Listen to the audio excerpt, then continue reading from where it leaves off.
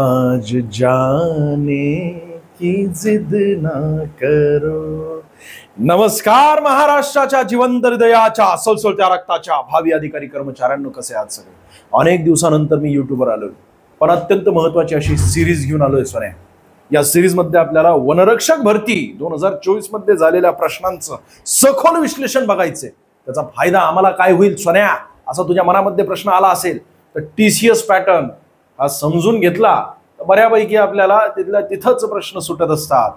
अनेक विद्यार्थी जे मागचे होते ना, ज्यांचं सिलेक्शन झालं होतं, त्यांना 10+ सुद्धा मार्क मिळाले नव्हते। आणि तुम्हाला माहिती, मागचे मेरिट बघा एकदा वनरक्षकचे किती कमी लागले होते। त्याचं कारणच आहे की विद्यार्थ्यांसाठी टीसीएस पॅटर्न नवीन होतं। टीसीएस कंपनीने या परीक्षा घेतल्या होत्या, टीसीएस आणि आयबीपीएस पॅटर्न। त्यामध्ये आयबीपीएस प्रश्नपत्रिका सुद्धा आपल्याला मिळत नाही, पण टीसीएसच्या प्रश्नपत्रिका मिळत असतात। 2024 मध्ये एकूण तुमच्या 24 शिफ्ट मध्ये ह्या परीक्षा झाल्या होत्या आणि सर्व 24 शिफ्ट मधील परीक्षा त्यातील आपण जीएस-जीके चे एकूण 24 प्रश्नपत्रिका बघणार आहोत। आणि ही सिरीज आपण युट्यूबवर आत्ता चालू केलेली आहे। सिरीज जर आवडली तर लगेच लाईक करायचे, जास्तीत जास्त विद्यार्थ्यांना आपली सिरीज बाबत समजून सांगायचंय। त्यांना सोन्या त्याला समजून सांग, अय बंड्या तुला या सिरीज शिवाय पर्याय नाहीये। कारण काय, तर एक प्रश्न आणि त्याचं सखोल विश्लेषण। प्रश्न एक तर रिपीट होत असतो टीसीएस पॅटर्न मध्ये, किंवा त्या प्रश्नाच्या आसपासची संपूर्ण माहिती आपल्याला विचारली जाते। आणि म्हणून ही सिरीज फार महत्वाची। बघा, तुमच्या स्क्रीनवर पहिलाच प्रश्न दिसतोय। 2024 मध्ये हा प्रश्न विचारला गेलेला। महाराष्ट्राच्या शेजारील राज्यांबाबत खालील विधाने विचारात घ्यायची। सत्य नसलेलं विधान म्हणजे चुकीचं विधान आपल्याला ओळखायचं। पहिलं विधान बघा, त्याच्या आग्नेयेला तेलंगणा आहे का? करेक्ट आहे, आग्नेयेला। पण सर मला ह्या दिशा ज्या आहेत त्यातील आग्नेय, वायव्य हे असलं काहीच कळत नाही। घाबरू नको सोन्या, उत्तर दक्षिण हे तुला माहितच असेल। इथे आहे पूर्व, या ठिकाणी पश्चिम।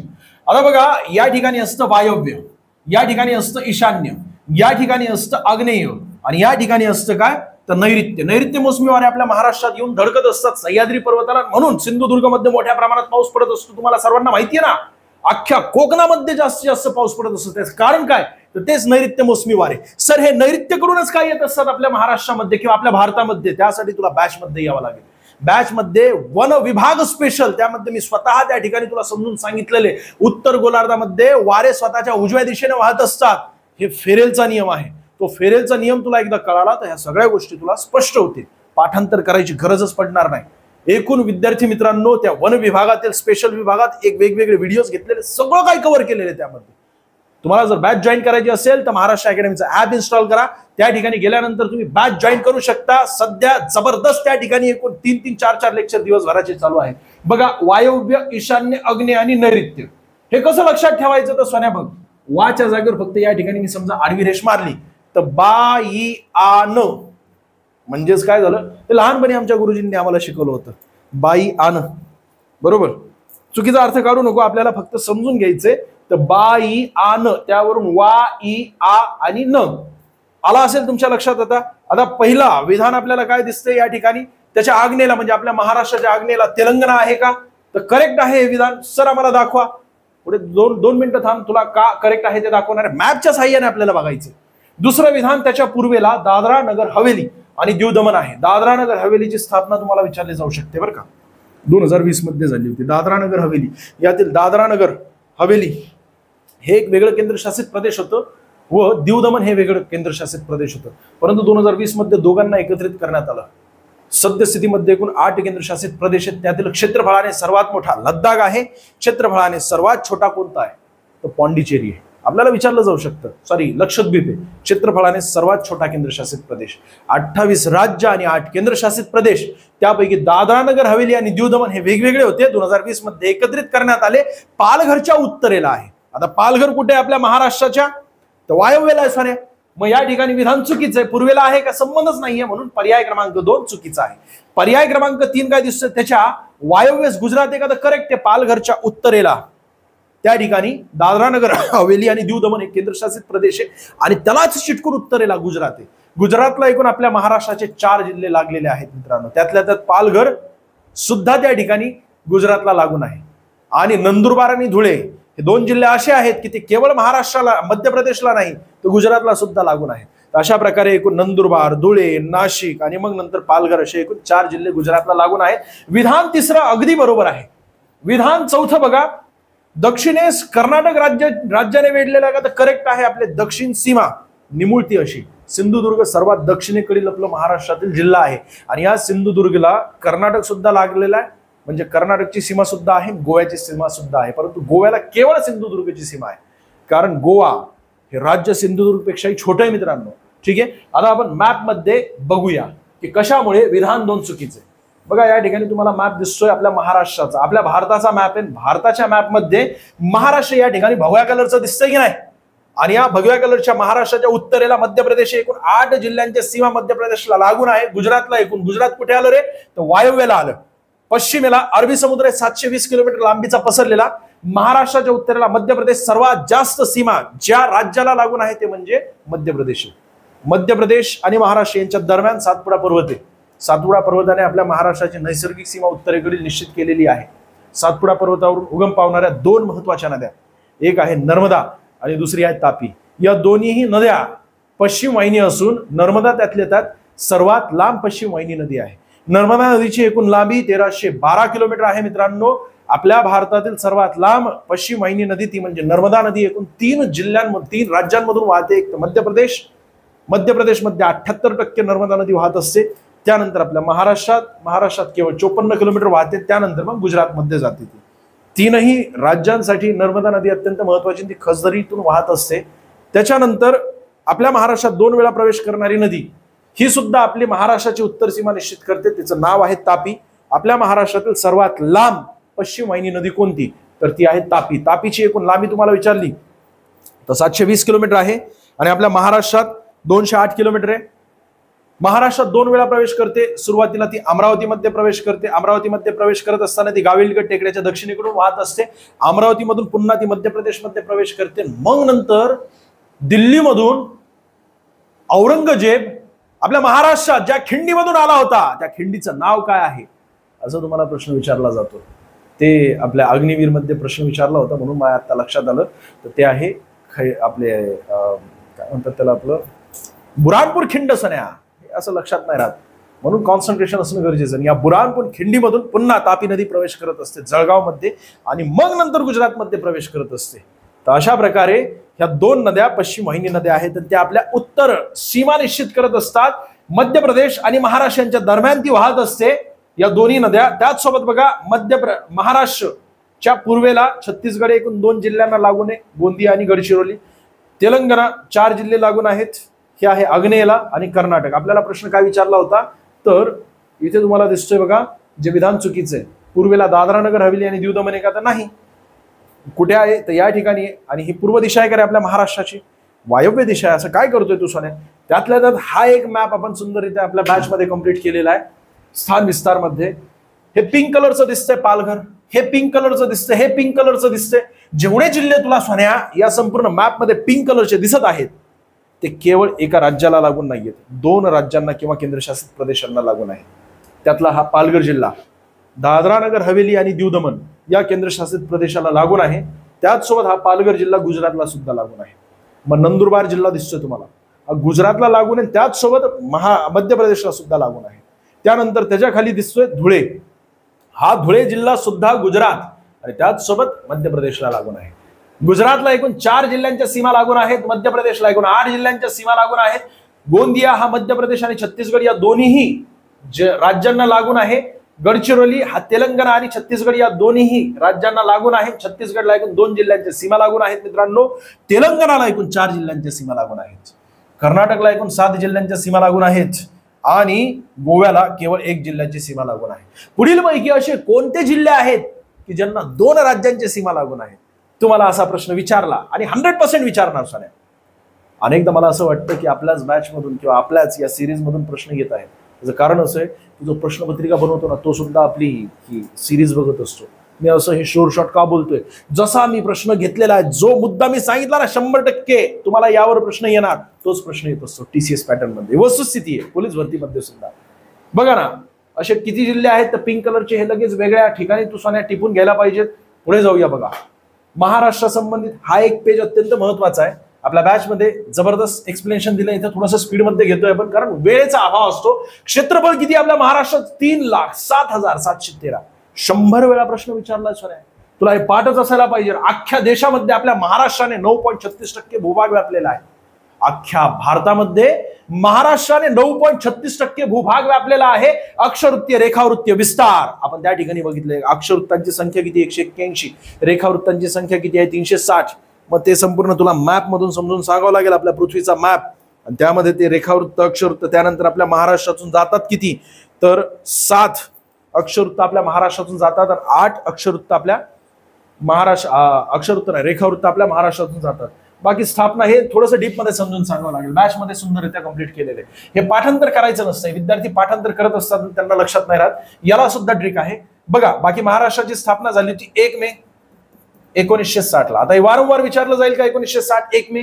अरे सोन्या, ज्याचा जन्म झालेला आहे, नवीन नवीन ज्याला बोलायला शिकलेला आहे ना, त्याला सुद्धा माहिती आपल्या महाराष्ट्राची स्थापना केव्हा झालेली आहे. तू असं समजू नकोस की मला माहिती आहे म्हणून, असलं नाहीये ते. तुला विचारली जाऊ शकते मुंबई प्रांताची स्थापना केव्हा झाली, मुंबई द्विभाषिक राज्याची स्थापना केव्हा झाली, स्वातंत्र्यापूर्वी आपल्या महाराष्ट्राचे अस्तित्व म्हणजे काय होतं नेमकं, कोणत्या गटामध्ये आपल्या महाराष्ट्राला विभागलं गेलं होतं, या सगळ्या गोष्टी तुला कंप्लीट केलेल्या आहेत आपण आपल्या बॅच मध्ये. बाकी जिल्हा परिषद एकूण 34 जिल्हा परिषद आहेत. पण सर 36 जिल्हे असून केवळ 34 जिल्हा परिषद का बरं आहेत. स्थानिक स्वराज्य संस्था तुला माहिती असायला पाहिजे. शहरी स्थानिक स्वराज्य संस्था आणि ग्रामीण स्थानिक स्वराज्य संस्था. आणि यासाठी आपल्या राज्यघटनेमध्ये 73वी आणि 74वी घटनादुरुस्ती करण्यात आली होती. यातील शहरी स्थानिक स्वराज्य संस्था 100% शहरीकरण झालेल्या स्थानावर शहरी स्थानिक स्वराज्य संस्था असते. 2 जिल्हे असे आहेत की 100% त्या ठिकाणी शहरीकरण झालेलं आहे, मुंबई शहर आणि मुंबई उपनगर. त्या ठिकाणी ग्रामीण भागच नाहीये म्हणून त्या ठिकाणी जिल्हा परिषदा नाहीत, पंचायत समित्या नाहीत, ग्रामपंचायत नाहीये. म्हणून 36 जिल्हे जरी असले तरी सोन्या सध्या किती 34 जिल्हा परिषद आहेत. बाकी पंचायत समित्या म्हणजे एकूण तालुक्यांमध्ये पंचायत समित्या असतात 358 तालुके आहेत. तरी सुद्धा आपल्या महाराष्ट्रामध्ये 355 पंचायत समित्या आहेत. महानगरपालिका 29 आहेत. सध्या 29वी महानगरपालिका आपल्या बॅचचे विद्यार्थी लवकर सांगा बरं, 29वी महानगरपालिका कुठे आहे, कोणती महानगरपालिका जिला 29वी महानगरपालिका म्हणून दर्जा देण्यात आलेला आहे. सध्या 29 महानगरपालिका आहेत. जालना इचलकरंजी आहेत 28वी. त्याच्यापूर्वीची सांग बरं कोणती. तत्पूर्वी आपण समुद्र किनारा एकूण 720 किलोमीटर लांबीचा आहे. दक्षिणोत्तर विस्तार तुम्हाला विचारला तर 730 किलोमीटर. पण सर मी 720 वाचला होता. दुसराच सोन्या काय म्हणतो, टिला काय म्हणतो 750 वाचला होता. सोन्या तू कुठून वाचलंय ते मला घेणं नाही. आर्थिक पाणी अहवालामध्ये दिलेलं 730 किलोमीटर लांबी दक्षिण उत्तर विस्तार आहे. त्याचसोबत अक्षरवृत्तीय विस्तार जर आपण बघितला ना तर त्यामध्ये सुद्धा आपल्याला कॅल्क्युलेशन केल्याबरोबर कळत असतं, कारण 2 अक्षरवृत्तांच्या दरम्यानचं अंतर 111 असतं. ऍक्युरेट तुला पाहिजे असेल तर 731 आहे, ठीक आहे. पण 730 आर्थिक पाणी अहवालात दिलेले दक्षिण उत्तर विस्तार. बाकी पूर्व पश्चिम विस्तार एकूण 800 किलोमीटर. एक्झॅक्ट 800 आहे का तर 803 आहे, परंतु 800 लमसम त्या ठिकाणी आर्थिक पाणी अहवालामध्ये घेतलेलं आहे. हे सरकारचे आकडे असतात त्यामुळे ते चुकू शकत नाहीत. जरी त्यांनी चुकीचे दिले तरी सुद्धा तेच करेक्ट असतात. परीक्षेमध्ये समजा त्यांनी सांगितलं की 800 किलोमीटर लांबी नाहीये पूर्व पश्चिम, तर मग आपण त्यांचा हे प्रेफरन्स म्हणजे रेफरन्स दाखवू शकतो सरकारने दिलेल्या आकड्यांचा. पुढचा प्रश्न अत्यंत महत्वाचा, इतिहासातील घटना आणि वर्ष यांची खालीलपैकी कोणती जोडी योग्यरित्या जुळत नाही. तुम्हाला विचारलेलं योग्यरित्या जुळत नाही, सांगा बरं. योग्यरित्या जुळत नाही. पहिले स्वातंत्र्य युद्ध 1857.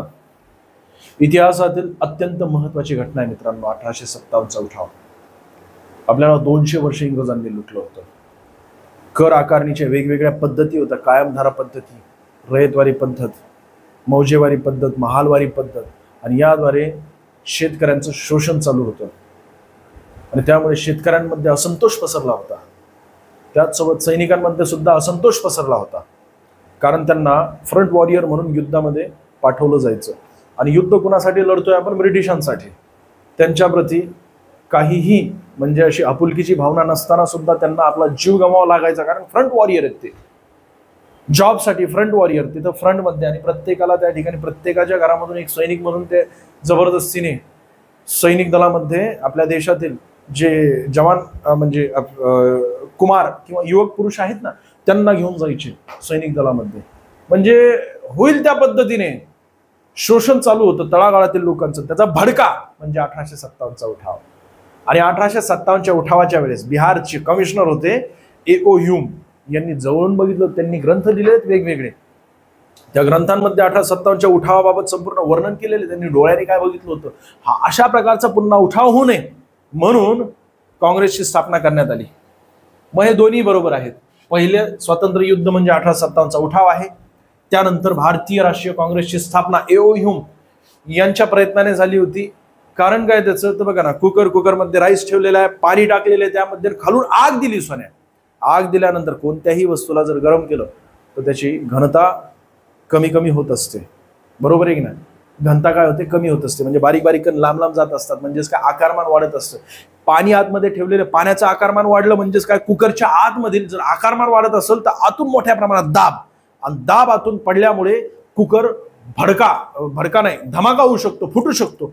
पण सिट्टी असल्यामुळे ते एअर आपण बाजूला काढत असतो किंवा ऑटोमॅटिकली सिट्टी वर येते, मग आतलं जे एअर आहे ना गोळा झाले ते बाहेर निघत असतं. तर सिट्टीचं काम कोण करेल, काँग्रेस करेल. तळागाळातील असंतोष इंग्रजांपर्यंत पोहोचवायचं, आणि इंग्रजांना एकदा कळालं की कोणत्या कारणामुळे असंतोष पसरलेला आहे किंवा यांना सुद्धा तळागाळातील लोकांना सुद्धा काँग्रेस मध्यस्थी करते, म्हणून त्यांचे प्रॉब्लेम काँग्रेसपर्यंत घेऊन जायचे जेणेकरून उठावाची गरज पडणार नाही. या उद्देशाने भारतीय काँग्रेसची स्थापना करण्यात आली. ती राष्ट्रीय काँग्रेसची पहिलं अधिवेशन हे पुण्यात होणार होतं, परंतु कॉलराची साथ पसरल्यामुळे मुंबईमध्ये झालं होतं. 28 डिसेंबर 1885 मध्ये डफरीन यांच्या कालावधीमध्ये. लॉर्ड डफरीन हे व्हॉइसरॉय होते तत्कालीन. बाकी असहकार चळवळीची सुरुवात 1 ऑगस्ट 1920 ला. इतिहासामध्ये एकूण 3 ऑगस्ट घोषणा झालेल्या आहेत. 1920 ची ही पहिली ऑगस्ट घोषणा होती. महात्मा गांधी यांनी मुंबईमधून घोषणा दिली होती. असहकार आंदोलनाला सुरुवात झालेली 5 महत्वाचे तत्व होते. इमेजेसच्या माध्यमातून आपल्या बॅच मध्ये आपण समजून सांगितलेले. वनरक्षकची बॅच जर तुम्ही घेतली नसेल तर मित्रांनो घ्या, सध्या ऑफर चालू आहे अतिशय कमी दरामध्ये. जॉईन करायचे असेल तुम्हाला तर आपल्या महाराष्ट्र अकॅडमीचा ऍप तुम्हाला इन्स्टॉल करायचं आहे. त्या ठिकाणी गेल्यानंतर तिथून तुम्ही जॉईन करू शकता. दुसरं म्हणजे मागच्या झालेल्या प्रश्नपत्रिकांचं सखोल विश्लेषण जर बघायचं असेल तर आपला ऍप इन्स्टॉल करून घ्या. वनरक्षकचे सुद्धा मागच्या सर्व प्रश्नपत्रिका, जसं मी या ठिकाणी अनालिसिस करतोय, इथे फक्त जीएस-जीके करतोय, तिथे मॅथमॅटिक्स अनालिसिस केलेले आहे, तिथे अजून सायन्स अनालिसिस होणार आहे. म्हणजे तुमचे जेवढे विषय आहेत ना ते सगळे अनालिसिस आम्ही त्या ठिकाणी करणार आहोत. रिझनिंग अनालिसिस करायचे, एकूण 60 प्रश्न सगळे अनालिसिस करायचे आपल्याला. रेल्वे ग्रुप डीच्या सुद्धा त्या ठिकाणी अनालिसिस केलेल्या आहेत मागच्या प्रश्नपत्रिका. म्हणजे आरआरबीचा पॅटर्न काय असतो, त्याचसोबत आपले अग्निवीर, एसएससी जीडी अशा प्रश्नपत्रिका आपण अनालिसिस करत आहोत त्या ठिकाणी. तुम्ही जर गेलात तिथे ऍप इन्स्टॉल केलं, जर बॅच जॉईन नाही केली तर कमीत कमी अनालिसिस बघून घ्या. ते फ्री आहे. अख्ख्या महाराष्ट्रासाठी कुणीही कुठूनही बघू शकतं, जगातल्या कोणत्याही कोपऱ्यामधून. जर तुझ्याकडे इंटरनेट असेल तर तू जगाच्या कोणत्याही कोपऱ्यामधून तू बघू शकतो, फ्रीमध्ये बघू शकतो. पण ते बघून घे परीक्षेला जाण्यापूर्वी. तर असहकार चळवळीची सुरुवात 1920 मध्ये झाली होती. 1 ऑगस्ट 1920 ला याच दिवशी पहाटे लोकमान्य टिळक यांचं निधन झालं होतं. लोकमान्य टिळक यांचा जन्म 1856 मध्ये, म्हणजे 1857च्या उठावाच्या 1 वर्षापूर्वी त्यांचा जन्म झाला होता. लोकमान्य टिळक यांच्याबाबत सांगायचं झालं तर भरपूर काही आहे मित्रांनो. म्हणजे 1-2 वाक्यांमध्ये त्यांचा इतिहास सांगता येणार नाही. जबरदस्त व्यक्तिमत्व होतं. डेक्कन कॉलेजमध्ये त्यांचं शिक्षण झालं. तू बघ सोन्या, पुण्यामध्ये आलं तर खडकीमधून जर तुला डायरेक्टली मुंबईमध्ये जायचं असेल तर पुण्यापासून बायपास आहे. खडकी म्हणजे एरोड्यापासून खडकीला जाण्यासाठी. तर एरोडा ते खडकी यांच्या दरम्यान एक कॉलेज आहे डाव्या साईडला, रोडवरच आहे. ते म्हणजे कोणतं, तर लोकमान्य टिळक आणि आगरकर त्या ठिकाणी शिकलेले डेक्कन कॉलेज. तिथून ते घरी जात असताना, पुणे ही भूमी एवढी महत्वाची की प्रत्येक स्थान त्याला जे नावं दिले, आगा खान पॅलेसच्या जवळ ते बंड गार्डन आहे. तू काय करत असतो, बन गार्डनला चला, रिक्षावाल्याला सांगत असतो. बन गार्डन नाही, ते बंड गार्डन आहे. बंड म्हणजेच काय, सरकारच्या विरोधात बोललं की त्याला रेबल्स असं म्हटलं जात असतं. म्हणजेच काय, बंड करणे. तिथं बंड गार्डन त्याला नाव का देण्यात आलं होतं, कारण लोकमान्य टिळक आणि आगरकर ज्यावेळेस त्यांचं कॉलेज झालं तर घरी जात असताना तिथे बसायचे. ते तिथे बसल्यानंतर तिथे सरकारच्या विरोधामध्ये, म्हणजे सरकार कशा प्रकारे चुकीचं कार्य करत आहे त्याबद्दल डिस्कशन करायचे. तत्कालीन अर्थव्यवस्था त्यावर ते डिस्कशन करायचे. म्हणून जे वयोवृद्ध व्यक्ती आहेत ना ते सुद्धा त्यांच्या जवळ येऊन बसायचे त्यांचं डिस्कशन ऐकण्यासाठी. एवढं जबरदस्त अभ्यास व्यक्तिमत्व होतं त्यांचं. न्यू इंग्लिश स्कूलची स्थापना 1980 मध्ये चिपळूणकर यांच्यासोबत लोकमान्य टिळक आणि आगरकर यांनी केली होती पुण्यामध्येच. न्यू इंग्लिश स्कूल अत्यंत महत्वाची. बघा तुम्ही गेलात तर कसबा पेठच्या जवळ त्या ठिकाणी सगळे पेठ आहेत ना, तिथेच आहेत न्यू इंग्लिश स्कूल. त्याचसोबत डेक्कन एज्युकेशन सोसायटीची स्थापना पुण्यामध्येच केली. याच डेक्कन एज्युकेशन सोसायटीने फर्ग्युसन कॉलेजची स्थापना केली. त्याला आता युनिव्हर्सिटीचा दर्जा मिळालेला आहे. अनेक महत्वाच्या गोष्टी सांगता येतील लोकमान्य टिळक यांच्या बाबत. ते डेक्कन सभा आपल्या हातामध्ये घेतली होती 1895 मध्ये पुणे या ठिकाणी ज्यावेळेस अधिवेशन झालं होतं. त्यांचं निधन झालं. केसरी आणि मराठा या वृत्तपत्राबाबत सांगितलं नाही तुला. 1981 मध्ये केसरी मराठीमधून आणि मराठा हे इंग्रजीमधून वृत्तपत्र चालू करण्यात आलं लोकमान्य टिळक यांच्याद्वारे. केसरीचं संपादकत्व बहाल करण्यात आलं लोकमान्य टिळक यांच्याद्वारे आगरकरांकडे. आणि मराठा या वृत्तपत्राचं संपादक हे स्वतः पद त्यांनी स्वीकारलं होतं लोकमान्य टिळक यांनी. लोकमान्य टिळक यांचं निधन झालं मित्रांनो 1 ऑगस्ट 1920 ला. आणि त्याच दिवशी असहकार आंदोलनाची सुरुवात झाली होती.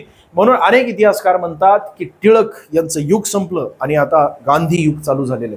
गांधी युग ज्यावेळेस तुम्ही बघता त्यावेळेस 1920 ते 1948 म्हणजे त्यांच्या निधनापर्यंत आपल्याला ते गांधी युग बघावं लागत असतं. महात्मा गांधीजी यांचं निधन झालं होतं 30 जानेवारी 1948 ला. त्यांचा जन्म झाला होता 2 ऑक्टोबर 1869 ला. ठीक आहे, 1869 1869 ला. पुढे जाऊया. मग चुकीचं काय तर पर्याय क्रमांक 4 सुद्धा बरोबर आहे. चुकीचं काय तर मुस्लिम लीगची स्थापना 1906 मध्ये झालेली आहे. फोडा आणि राज्य करा. अरे माथी भडकवली गेली. कोणाची माथी भडकवली गेली तर आगा खान, आपल्या पुण्यामध्ये आहे ना आगा खान पॅलेस, तर ते आगा खान आणि सलीमुल्ला खान यांना लॉर्ड मिंटो यांनी बोलवले आणि त्यांना सांगितलं की काँग्रेसच्या नादी लागू नका. हे भारतीय राष्ट्रीय काँग्रेस जी आहे ना ती हिंदूंची संघटना आहे. तुमचा आवाज आमच्यापर्यंत पोहोचण्यासाठी तुमची संघटना असायला पाहिजे. तुम्हाला आम्ही स्वतंत्र मतदारसंघ देऊ इच्छित आहोत आणि त्याचसोबत तुम्हाला तुमच्या संख्येपेक्षा जास्त जागा आपल्या कायदे मंडळामध्ये देणार आहोत. आणि त्यासाठी तुम्हाला एक संस्था वेगळी स्थापन करावी लागणार आहे. त्यांचे विचार वेगळे आहेत, ते लोक वेगळी आहेत आणि तुम्ही लोक वेगळी आहेत. यानुसार मग मुस्लिम लीगची स्थापना करण्यात आली ढाका बांगलादेश या ठिकाणी. परंतु मुख्यालय पुढच्याच वर्षी 1907 ला लाहोर या ठिकाणी हलवण्यात आलं होतं. मुस्लिम लीगची स्थापना केल्यामुळे सर्वात अगोदर पाकिस्तानची मागणी ज्यांनी केली याच मुस्लिम लीगने केलेली आहे. याच मुस्लिम लीगने सर्वात अगोदर. आणि ते माझ्या मते ते मोहम्मद त्यांचं नाव आहे माझ्या पूर्ण लक्षात नाहीये बघा, तर मोहम्मद काय ठीक आहे, पण पाकिस्तानची सर्वात अगोदर मागणी त्यांनीच केली होती. पुढे जाऊया बघा. खालीलपैकी कोणती संख्या भारतात चलन जारी करू शकते? चलन जारी करणारी पुढीलपैकी संस्था आपल्याला विचारलेली आहे. बँक ऑफ बडोदा असू शकतं का रे? संबंध आहे का सोन्या? बघ ना, भारतीय स्टेट बँक असू शकतं का? भारतीय स्टेट बँक स्थापना 1955 मध्ये झाली होती. त्यापूर्वी वेगवेगळ्या ज्या ह्या होत्या ना, काय म्हणतात त्याला, आपलं बँक होत्या. 3 महत्वाच्या बँका आहेत. प्रेसिडेन्सी बँक असं त्यांना म्हटलं जात असतं. वेगवेगळ्या प्रेसिडेन्सीमध्ये त्या ठिकाणी स्थापित करण्यात आलं होतं ईस्ट इंडिया कंपनीद्वारे. बंगाल प्रेसिडेन्सी बँक, त्यानंतर मुंबई प्रेसिडेन्सी बँक आणि कोलकाता प्रेसिडेन्सी बँक, या 3ही प्रेसिडेन्सी बँकांना एकत्रित करून इम्पेरियल बँकेची स्थापना करण्यात आली होती. याच इम्पेरियल बँकेचं रूपांतर पुढे 1955 मध्ये शिवरामन समितीच्या शिफारशीवरून स्टेट बँक ऑफ इंडियामध्ये करण्यात आलं. 1955 मध्ये स्टेट बँक ऑफ इंडियाची स्थापना करण्यात आली. आज एशियामधील सर्वात मोठी भाग भांडवल ज्या बँकेमध्ये लोकांनी टाकलेल्या अशी बँक ती म्हणजे स्टेट बँक ऑफ इंडिया आहे. आपल्या देशातील सर्वात मोठी सरकारी बँक म्हटलं तरी चालेल. आणि भारतीय रिझर्व्ह बँक, त्यामध्ये सोन्यात तुझं माझं कोणाचं अकाउंट असतं का? तर नाही, गव्हर्नरांचं अकाउंट असतं त्या ठिकाणी. गव्हर्नर एकूण किती? 5 लोक त्यांचं अकाउंट असतं. 4 डेप्युटी गव्हर्नर असतात आणि 1 प्रमुख गव्हर्नर असतं. असे 5 लोकांचं त्या ठिकाणी अकाउंट असू शकतं. त्या व्यतिरिक्त कुणाचंही नसतं. मग यांचं काम काय तर बँकांची बँक आहे, मॉनिटरी पॉलिसी निश्चित करत असते. सर ही मॉनिटरी पॉलिसी काय असते? सोन्या इकॉनॉमिक्स मी त्या ठिकाणी घेतलेले. तू घाबरू नकोस, तू त्या ठिकाणी ये, तुला धरोधर शिकवलेलं आहे. जबरदस्त, संपूर्ण टिल्या बंड्या आप्पा यांचं उदाहरण तुला सांगितलेलं आहे त्या ठिकाणी. बाकी आपल्या बॅचचे अनेक विद्यार्थी आहेत. जर तुझ्या लायब्ररीमध्ये कोणी जवळ बसलेला असेल तर त्याला विचार इकॉनॉमिक्स कशा प्रकारे शिकवलंय. अतिशय बेसिक, म्हणजे मला माहिती आहे ना इकॉनॉमिक्स मी कसा शिकलो, त्यासाठी तुला त्याच भाषेमध्ये शिकवायचा प्रयत्न केलेला आहे.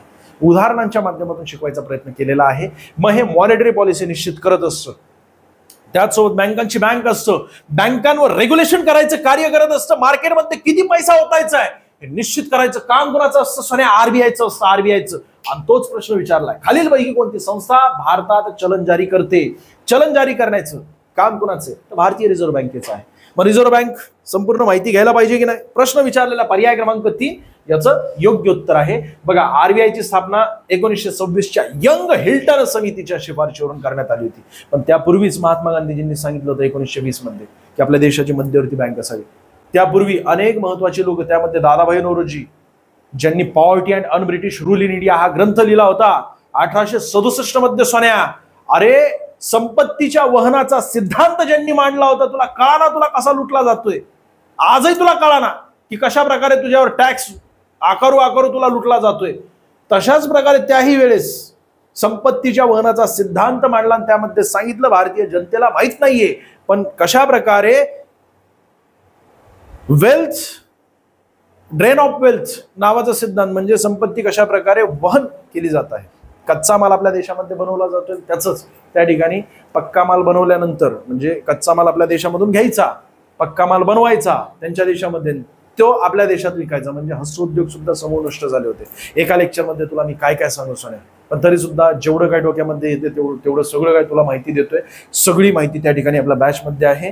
बघा, आरबीआयची स्थापना 1926 ला झाली होती. 1934 मध्ये आरबीआय कायदा करण्यात आलेला आहे. हा फार महत्वाचा आहे. या कायद्यानुसार 1935 मध्ये 1 एप्रिलला आरबीआयची स्थापना. आरबीआय म्हणजेच काय, रिझर्व्ह बँक ऑफ इंडिया. बँकांची बँक असते, मध्यवर्ती बँक असते. आंतरराष्ट्रीय कार्यांमध्ये 1948 पर्यंत ब्रह्मदेश म्हणजे म्यानमार आणि पाकिस्तान यांच्या मध्यवर्ती बँकाचं कार्य सुद्धा केलेलं आरबीआयने. आणि राष्ट्रीयकरण झालं होतं म्हणजेच काय, तर ती संपूर्ण सरकारी बँक झाली 1949 ला. मध्यवर्ती बँक झाली सरकारी बँक, म्हणजे त्याचं राष्ट्रीयकरण झालं, सरकारने विकत घेतलं. चलन प्रणालीचा इतिहास यामध्ये 1957 मध्ये भारताने दशमान पद्धत स्वीकारली होती. दशमान पद्धत समजायला पाहिजे बरं का, कारण आपण भारतीय नागरिक आहोत आणि आपल्याला विचारलं गेलेलं आहे टीसीएस पॅटर्न इथं प्रश्न विचारणार, केव्हा दशमान पद्धत स्वीकारली किंवा दशमान पद्धत काय असते. दुसरं म्हणजे 1962 मध्ये नवा रुपया व नवा पैसा चलनात आला होता. नेमकं काय असतं नवा रुपया, बॅच मध्ये सांगितलं. परिवर्तन म्हणजे चलन प्रणाली आधुनिक झाली होती मित्रांनो. ठीक आहे, महत्वाचं म्हणजे चलन निर्मिती प्रक्रिया कशी असते, तर 1 रुपयाची नोट वित्त सचिवाची सही असते, केंद्रीय वित्त सचिव असतो, परंतु उर्वरित सर्व नोटांवर आरबीआयचे जे गव्हर्नर आहेत त्यांची सही असते. ठीक आहे, सर्व चलन आरबीआय द्वारा छापील व चलनात आणले जात असतात. दुसरं म्हणजे आरबीआय नोटा छापण्याची ठिकाणे यामध्ये नाशिक महाराष्ट्रात आहे, तुला विचारलं गेलेले. दुसरं म्हणजे देवासे म्हैसूर कर्नाटक या ठिकाणी आहे आणि सालबोनी पश्चिम बंगाल या ठिकाणी. ठीक आहे, म्हणजे 4ही टोकांवर आहे. पुढचा मुद्दा तो म्हणजे भारतातील नाणे पाडण्याची ठिकाणे. नाणे म्हणजे तुझ्या खिशामध्ये आता 1 रुपया, 1 रुपया बाहेर काढ आणि बाहेर काढल्यानंतर त्यावर एक चिन्ह बघ, इथे दिसतं बघा, इथे असतं चिन्ह. या ठिकाणी हे चिन्ह आहे, हे चिन्ह आहे, हे चिन्ह आहे. कॉईन छापलेले, कॉईन बनवलेले आहेत. कॉईन बनवणाऱ्या संस्थेला टांगसाळ असं म्हटलं जात असतं. समजा मुंबईमध्ये बनवलेला असेल तर त्याच्यावर काय असणार आहे, स्टार असणार आहे. स्टार हे बघा इथे दिसतंय का स्टार, हे मुंबईमध्ये बनवलेला 1 रुपया आहे. समजा त्या ठिकाणी डायमंड असते तर हे डायमंड कुठे बनवलेले आहे, तर नोएडामध्ये बनवलेलं आहे. ठीक आहे, नोएडा. आणि हैदराबाद मध्ये काय आहे, तर पॉइंट आहे. तर अशा प्रकारे वेगवेगळे टांगसाळला चिन्ह सुद्धा असतात आणि एकूण 4 ठिकाणी, मुंबई टांगसाळ, कोलकाता टांगसाळ, हैदराबाद आणि नोएडा, 4 ठिकाणी कॉइन्स बनवले जात असतात. पुढे जाऊया. भारतीय संविधानानुसार केंद्रीय मंत्री परिषद ही सामूहिकरित्या कोणाला जबाबदार असते, कोणाला उत्तरदायी असते किंवा जबाबदार असते, तर संसदेला असते. सोने संसदेला असते का, तर नाही, लोकसभेला असते. संपूर्ण माहिती घेणं गरजेचं आहे. पण केंद्रीय मंत्री परिषद म्हणजे काय, त्यामध्ये कॅबिनेट मंत्री येतात, राज्यमंत्री येतात आणि उपमंत्री सुद्धा येत असतात. म्हणजे संपूर्ण मंत्रिमंडळ त्यामध्ये येत असतं. मंत्रिमंडळ यामधील कॅबिनेट जो असतो ना त्याला किचन कॅबिनेट म्हणतात. प्रमुख मंत्रालय आणि त्या मंत्रालयाचे प्रमुख मंत्री त्या किचन कॅबिनेटमध्ये असतात. आणि या संपूर्ण मंत्रिमंडळाचा प्रमुख कोण असतो, पंतप्रधान असतो. त्यालाच काय म्हटलं जात असतं, प्रधानमंत्री. प्रधान म्हणजेच काय, प्रमुख. मंत्र्यांचा मंत्री, मंत्र्यांचा प्रमुख तो म्हणजे कोण, प्रधानमंत्री असतो. तो सुद्धा मंत्रीच असतो परंतु त्या संपूर्ण मंत्रिमंडळातील प्रमुख असतो. जर पंतप्रधानाने राजीनामा दिला तर अख्खा मंत्रिमंडळ बरखास्त होत असतो, म्हणजेच काय, सरकार पडते. मग पुढे सरकार स्थापित होत असते, ज्याचं बहुमत असतं कुठे, लोकसभेमध्ये. बरं का, अख्ख्या संसदेमध्ये नाही, राज्यसभेचा विषय नाही या ठिकाणी, लोकसभा. कारण काय, तर प्रत्यक्ष प्रौढ मतदान पद्धतीने या ठिकाणी निवडून दिलं जात असतं लोकसभेमध्ये. मग आपल्याला विचारलं जाऊ शकतं पंतप्रधानांबाबत आपल्या राज्यघटनेमध्ये कोणती तरतूद केलेली, ते 75व्या कलमामध्ये मंत्र्यांचा मंत्री किंवा मंत्र्यांचा प्रमुख एवढीच तरतूद केली. पंतप्रधान हा शब्दच नाहीये. त्या पंतप्रधानाला मी मुख्यमंत्री सुद्धा म्हणू शकतो. त्याचं कारण असं आहे की मंत्र्यांचा प्रमुख म्हणजे कोण असतो, मुख्य असतो, प्रधान असतो. बरोबर आहे की नाही. तू म्हणशील की सर राज्याच्या मंत्रिमंडळाच्या प्रमुखाला मुख्यमंत्री म्हणत असतात, तसं नाहीये ते सोन्या. मी प्रधानमंत्री म्हणू शकतो देवेंद्र फडणवीसला. तू म्हणशील की ऑन कॅमेरा ह्यो येडा झाला का, काही पण बोलतोय. अरे ते समानार्थी शब्द आहे. प्रधान म्हणजेच काय, प्रमुख असतो. आपण सोयीनुसार दोघांमध्ये फरक म्हणून नरेंद्र मोदी यांना पंतप्रधान म्हणतो आणि मुख्यमंत्री देवेंद्र फडणवीस यांना म्हणत असतो, आपल्या सोयीनुसार असतात. परंतु मी उलटही करू शकतो, कारण काय, दोन्हीही समानार्थी शब्द आहेत. बरोबर. बाकी हा शब्दच नाही आपल्या राज्यघटनेमध्ये. 75 या कलमामधील 4 उपकलमामध्ये मंत्रिमंडळाबाबत तरतूद केलेली आहे आणि मंत्रिमंडळातील तरतुदीमध्ये किचन कॅबिनेट जो आहे त्यामध्ये दुरुस्ती करण्यात आलेली आहे. कोणाद्वारे? आपल्या 44व्या घटना दुरुस्तीनुसार 1978 मध्ये झाली होती. बाकी भारताचे राष्ट्रपती यांच्याबाबत कलम 52 महत्वाचा आहे. आपल्या देशाचे ते प्रथम नागरिक असतात, त्याचसोबत आपल्या देशाचे प्रमुख असतात, त्यांच्याच नावाने संपूर्ण देशाचा कारभार चालू असतो. 60व्या कलमामध्ये त्यांच्याबाबत तरतूद केलेली आहे शपथेबाबत. शपथ. ठीक आहे. बरं, पुढचा मुद्दा तो म्हणजेच काय की 55व्या कलमामध्ये त्यांच्याबाबत दिलेली निवडणुकीची पद्धत एकल संक्रमणीय प्रमाणशीर प्रतिनिधित्व पद्धत. सर ही पद्धत नेमकी काय असते? सोन्या खरं सांगतो तुला मी, ही पद्धत नीट समजून घे. कोणत्याही परीक्षेमध्ये विचारली जात असते आणि ही एका लेक्चरमध्ये किंवा एका प्रश्नाच्या स्पष्टीकरणात सांगता येईल असा विषय नाहीये. नाही तर लेक्चर फार मोठं होऊन जाईल. तरी सुद्धा मी होईल तेवढी माहिती जास्तीत जास्त तुझ्यापर्यंत पोहोचवतोय, जेणेकरून तुला हमखास त्याचा फायदा होईल. तू परीक्षेमध्ये बसला ना, तू नाव काढायलाच पाहिजे राहुल सरांचं, या उद्देशाने होईल तेवढी माहिती देतोय. पुढचा मुद्दा तो म्हणजे बघा 60वा कलम झाल्यानंतर 72वा एक कलम महत्वाचा आहे आणि मग नंतर 1, 2, 3 आणि 143 हे कलम महत्वाचे. सर 143? अरे हो सोन्या, आकडा तुझ्या लगेच लक्षात आला 143, इथं तुझं लक्ष जाणार. पण 143 म्हणजे काय आहे तर राष्ट्रपतींनी सर्वोच्च न्यायालयाच्या न्यायाधीशांना एखाद्या घटनेबद्दल किंवा एखाद्या मुद्द्याबद्दल सल्ला मागितला तर तो कोणत्या कलमानुसार मागितला जातो? 143. आणि याच कलमानुसार सर्वोच्च न्यायालय तो सल्ला देऊ शकतात राष्ट्रपतींना किंवा नाकारू शकतात. आलं लक्षात? जसं की राम मंदिरासंबंधित 1993 मध्ये राष्ट्रपतींनी सर्वोच्च न्यायालयाला सल्ला मागितला होता, परंतु सर्वोच्च न्यायालयाने तो नाकारला होता. इथपर्यंत आला असेल तुमच्या लक्षात. पुढे जाऊया. 72वा कलम काय संबंधी आहे? समजा एखाद्याने खून केला असेल, त्याला आता फाशी आहे, शेवटचा पर्याय राष्ट्रपतींकडे ते दया मागू शकतात की मला माफ करा, मला माझी फाशी रद्द करून जन्मठेपेमध्ये किंवा होईल तेवढं मदत करा, मला माफ करा. मग राष्ट्रपती त्यांना माफ करू शकतात, संपूर्ण सजा रद्द करू शकतात किंवा त्यांची सजा बदलू शकतात किंवा आहे ती सजा ठेवू शकतात. पुढे जाऊया. आणि राज्यसभा आपल्या राज्यघटनेच्या 80व्या कलमामध्ये तरतूद केलेली वरिष्ठ सभागृह असतं, हे 250 जास्तीत जास्त सदस्य असायला पाहिजेत. लोकसभा 81व्या कलमामध्ये तरतूद केलेली आहे. सध्या किती आहेत रे? 245 आहेत राज्यसभेमध्ये. या ठिकाणी 81व्या कलमामध्ये जास्तीत जास्त सदस्य किती? 552 असावेत अशी तरतूद केलेली. पण सध्या किती आहेत? 543. आणि सगळे प्रौढ प्रतिनिधित्व पद्धतीने या ठिकाणी मतदान केल्यानंतर निवडून येत असतात. म्हणजे 61वी घटना दुरुस्ती झाली ना, आता 18 वर्ष ज्याचं पूर्ण झालेलं आहे सोन्या, तुझं 18 वर्ष पूर्ण झालं, मतदान केल्यानंतर तू काय करत असतो? फर्स्ट टाइम मतदान केलं, त्या ठिकाणी तू काय करतो? सेल्फी काढत असतो स्वतःची. अरे तू माझ्यावर उपकार नाही केलाय सोन्या, तुझं ते कामच आहे. आणि थोडंसं विचार करून देत जा. व्हॉट्सअपवर आलेले मेसेज ते वाचून त्या ठिकाणी लगेच तसलं करू नकोस सोन्या. 5 वर्ष तुला सहन करायचं, तुझं भविष्य घडवणार आहेत ते. आलं का लक्षात? आमदार, खासदार, कळतंय काय? वारे, काय डोंगर, काय हॉटेल, विचार कर काय केलेलं लोकांनी. ठीक आहे, आपला तो विषय नाहीये. महत्वाचं काय? या प्रश्नाचं योग्य उत्तर लोकसभा. 81व्या कलमामध्ये दिलेल्या संपूर्ण माहिती सोन्या, भारतीय संसद नेमकी काय असते बघ ना, या ठिकाणी 81व्या कलमात दिलेली. त्यानंतर राष्ट्रपती आणि राज्यसभा. राष्ट्रपतींबाबतचं कलम 52. राज्यसभा आपल्या देशातील वरिष्ठ सभागृह असतं. वरिष्ठ का म्हटलं जात असतं? कारण वयाचे ज्यांचे 30 वर्ष पूर्ण झालेले असा प्रत्येक भारतीय नागरिक या ठिकाणी जाऊ शकतो, परंतु त्याला निवडून देण्यासाठी राज्य 28 आणि 3 केंद्रशासित प्रदेशच्या विधानसभेने त्या ठिकाणी त्यांना निवडून देणं गरजेचं आहे. म्हणजे विधानसभेद्वारे या ठिकाणी नाम निवडून दिले जात असतात. बाकी लोकसभेची कशी आहे तर 550 निर्वाचित, ते 2 सदस्य काढून टाकले ना आता, त्यामुळे 550. सध्या किती आहेत? 543. 543 पैकी राज्यांकडून 524 येत असतात, केंद्राकडून 19 सदस्य त्या ठिकाणी निवडून दिले जात असतात, केंद्रशासित प्रदेशाकडून, बरं का, केंद्राकडून नाही. बाकी अजून राज्यसभेमध्ये एकूण किती असतात? 250 जास्ती असतात, त्यापैकी 245 सदस्य आता सद्यस्थितीमध्ये राज्यसभेचे सदस्य संख्या आहे. त्यामध्ये राष्ट्रपती 12 सदस्यांना नामनिर्देशित करतात, 6 वेगवेगळ्या क्षेत्रामधून. 12 त्यांची गरज आहे ना सोन्या, त्यांनी आपल्या देशासाठी कार्य केलेले आणि त्यांच्या मार्गदर्शनाची आवश्यकता असते, म्हणून वरिष्ठ सभागृहामध्ये राष्ट्रपती स्वतः 12 सदस्यांना, 12 अशा लोकांना नामनिर्देशित करून खासदारकी दिली जात असते त्यांना. बाकी 6 वर्षांसाठी असते. राज्यसभा विसर्जित होत नाही केव्हाच, परंतु राज्यसभेचे सदस्य दर 2-2 वर्षांनी 103 सदस्य निवृत्त होत असतात. म्हणजे प्रत्येक सदस्याचा कार्यकाळ हा 6 वर्षांचा असून या ठिकाणी लोकसभा विसर्जित होत असते. सध्या कितवी आहे? 18वी लोकसभा आहे. ठीक आहे, पुढे जाऊया. ही सगळी माहिती आपण कव्हर केलेली आहे. पुढे जाऊया. पुढचा मुद्दा तो म्हणजे खालीलपैकी कोणते भारताच्या प्रमुख भौतिक वैशिष्ट्यांपैकी एक आहे. भौतिक वैशिष्ट्ये आपल्याला विचारली गेलेली आहेत बरं का, म्हणजे अख्ख्या भारताबाबत तुला माहिती असायला पाहिजे. एकूण विचारात घेतलं तर 6 भौतिक वैशिष्ट्ये आहेत. 6 वेगवेगळी अशी क्षेत्रे आहेत. त्यामध्ये बघा सुरुवातीला या ठिकाणी 1 नंबर दिसते. 1 नंबर म्हणजे उत्तरेकडील पर्वत. एकूण 3 वेगवेगळ्या लेअर आहेत.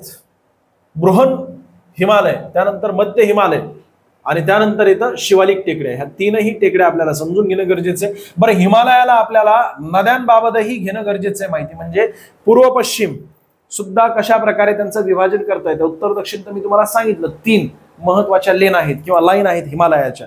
ह्या आपण अभ्यासामध्ये आपल्या पूर्ण केलेल्या आहे. त्याचसोबत आपण आपल्या बॅचमध्ये एकूण विचारात घेतलं तर नद्या सुद्धा या हिमालयाला विभाजित करत असतात पश्चिम ते पूर्व. कशा प्रकारे? तर उत्तरेला सिंधू नदी आहे, त्यानंतर इथे येते सतलज नदी. सिंधू आणि सतलज यांच्या दरम्यानच्या प्रदेशाला काश्मीर हिमालय म्हटलं जात असतं. त्याबाबत माहिती आपण बॅचमध्ये केलेली आहे पूर्ण, म्हणजे काश्मीर संपूर्ण हिमालय त्याच्याबाबतची वैशिष्ट्ये घेतलेली. त्यानंतर या ठिकाणी सतलज ते काली नदी, सतलज आणि काली नदी यांच्या दरम्यानच्या हिमालयाला कुमायू हिमालय म्हटलं जात असतं. त्याबाबतची वैशिष्ट्यपूर्ण माहिती आपण बॅचमध्ये घेतलेली आहे. त्यानंतर मग काली नदी ते तिस्ता नदी, या ठिकाणी बघा तिस्ता नदी आणि या ठिकाणी असते काली नदी. यांच्या दरम्यानच्या हिमालयाला नेपाळ हिमालय म्हणतात. आणि या सर्व हिमालयांपैकी नेपाळ हिमालय सर्वोच्च हिमालय आहे, कारण इथे सर्वोच्च शिखर आहेत जगातील. नेपाळ हिमालयातच माउंट एव्हरेस्ट आहे ना. मग नंतर तिस्ता नदी ते ब्रह्मपुत्रा नदी यांच्या दरम्यानच्या प्रदेशाला पूर्वांचल हिमालय असं म्हटलं जात असतं. ठीक आहे, पार एकदम दक्षिणेपर्यंत पूर्वांचल हिमालय असतं. मग हे उत्तरेकडील पर्वत. हा जो 2 भाग दिसतोय ना तुला सोन्या, गंगा आणि ब्रह्मपुत्रा या नद्यांनी स्वतःसोबत आणलेल्या गाळाद्वारे गाळाचा प्रदेश तयार झालेला, यालाच उत्तर मैदानी प्रदेश असं म्हटलं जात असतं.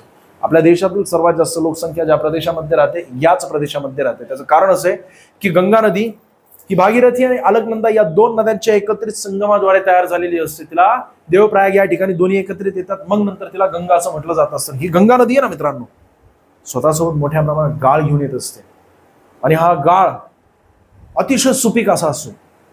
ही नदी ग्लेशियर वितरून तयार झालेली नदी असल्यामुळे केव्हाच वाळत नाही. भले उन्हाळा जरी असला तर उलट पात्र वाढत जातं त्याचं.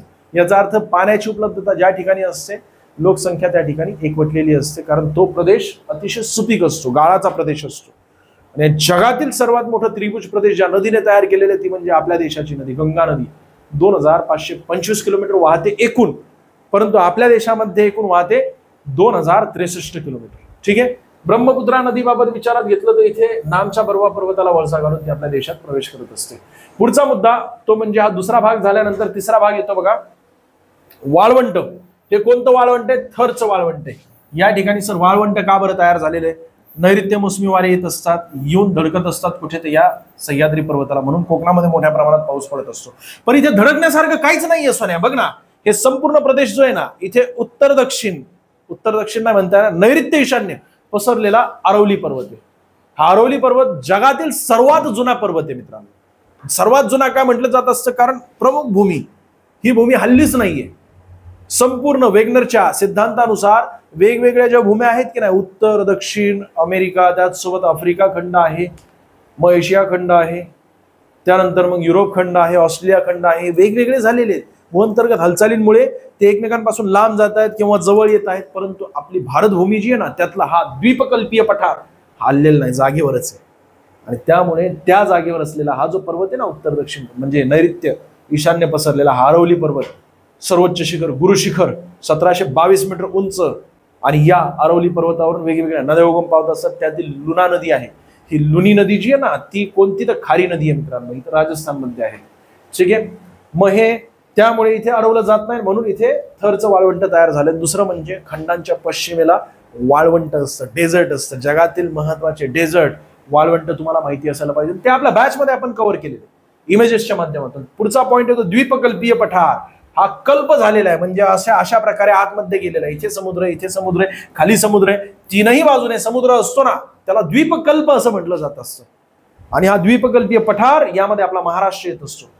आणि त्यानंतर कोस्टल मैदान म्हणजेच काय, किनाऱ्याचा मैदान असतो हा. या नद्या ज्या अरबी समुद्रात जाऊन विलीन होत असतात किंवा बंगालच्या उपसागरात जाऊन विलीन होत असतात, त्या सोबत मोठ्या प्रमाणात गाळ घेऊन येत असतात, शेवटी त्या त्रिभुज प्रदेश तयार करत असतात. म्हणून इथे मैदान तयार झाले आणि इथे सुद्धा अशा प्रकारचं मैदान स्वतःसोबत गाळ घेऊन आल्यामुळे नद्यांनी हे मैदान तयार झाले. पावसाचा प्रदेश असतो कारण समुद्र किनाऱ्यावर असतो, अतिशय चांगला प्रदेश असतो तो, म्हणजे हिरवागार प्रदेश असतो सोन्या. आणि तो प्रदेश जो आहे त्याला काय म्हटलं जात असतं, कोस्टल मैदान. आणि बेटे, बेटे म्हणजे कोणते ते हे अंदमान निकोबार द्वीप समूह 573 बेटांचा समूह आहे.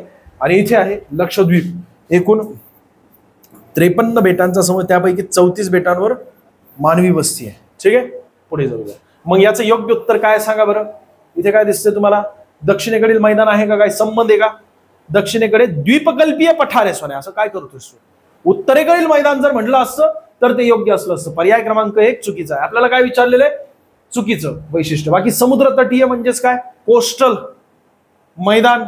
ते भाग आता आपण बघितला. उत्तरेकडील मैदान बघ ना, या ठिकाणी समुद्र तटीय म्हणजे हा भाग आहे तो समुद्र तटीय कोस्टल मैदान. आणि तुला विचारलेलं आहे या ठिकाणी उत्तरेकडील मैदान, तो गंगा आणि ब्रह्मपुत्रा नदीचा हा उत्तरेकडील मैदान दिसतोय का तुम्हाला 2 नंबरचा. आणि पर्यायात अजून काय दिसतंय तर बेटे. बेटे म्हणजे कोणते, लक्षद्वीप आणि अंदमान निकोबार, त्याचसोबत कोको बेट आहे. तो अग्निपथ बघितला असेल, त्या अग्निपथ मध्ये तो काय म्हणत असतो, विजय दीनानाथ चौहान. काय पाहिजे त्याला, मांडवा पाहिजे. मांडवा. मांडवा का बरं पाहिजे, कारण आयात निर्यात त्या ठिकाणी मोठ्या प्रमाणात, समजा बाहेरून काय आला असेल तर त्या ठिकाणी ठेवायचं त्याला, म्हणजे मांडवा त्यासाठी अत्यंत महत्वाचा आहे. मुंबईच्या जवळ असलेला तर मांडवा बेट, असे अनेक वेगवेगळे बेट आहेत. इथे फक्त आपल्याला अंदमान निकोबार द्वीप समूह त्याबाबत माहिती दिली जात असते आणि लक्षद्वीप याबाबत माहिती दिली जात असते, परंतु शिक्षकाकडून अपेक्षा आहे वेगवेगळ्या बेटांबाबतही माहिती देणं गरजेचं आहे. कोको बेट, वाद चालू आहे ना बांगलादेश आणि आपल्या देशाचा, भारत आणि बांगलादेश, की नेमका कोको बेट कुणाचा आहे. आपण सांगितलेला आपला आहे तो, आणि खऱ्या अर्थाने आपलाच आहे. मुळात तो बांगलादेश सुद्धा आपलाच आहे. अखंड भारत तुला माहिती का सोन्या, चंद्रगुप्त मौर्य आणि चाणक्य यांनी स्वप्न बघितलं होतं. त्यातील आचार्य चाणक्य तक्षशिलामध्ये शिकवायचे आणि उत्तरेकडून अलेक्झांडर आला होता हमला करण्यासाठी, आणि त्याच वेळेस त्यांनी आपल्या देशाला वाचवण्यासाठी त्यांची कूटनीती वापरली होती. अरे तो धनानंद येडा माणूस, तो स्विमिंग पूल मध्ये, त्याला सर्च केलं ना, धनानंद नंद वंशाचा शेवटचा राजा, त्याला सर्च केलं की इथे दारू दिसल, म्हणजे मद्य, समोर नर्तकी डान्स करत आहेत आणि तो स्विमिंग पूल मध्ये, एक नर्तकी जी आहे ना तिला अंगूर चारत आहेत, ते असा फोटो आहे त्याचा. विचार कर, म्हणजे जिंदगी कशी आयुष मध्ये जगायची. आणि त्याच्या नावात जे धन आल्यानंतर त्याला आनंद, म्हणजे किती लुटलाय त्यांनी प्रजेला. फक्त स्वतःचं बघायचं, आयुष करायची आणि मोठ्या प्रमाणात प्रजेला लुटायचं, टॅक्स वसूल करून, आणि स्वतःचे सैन्य भरायचे आणि सैन्यामध्ये हत्ती घोडे यांची संख्या वाढवायची, जेणेकरून अजून स्वतःला स्ट्रॉंग करायचे परकीय आक्रमणापासून.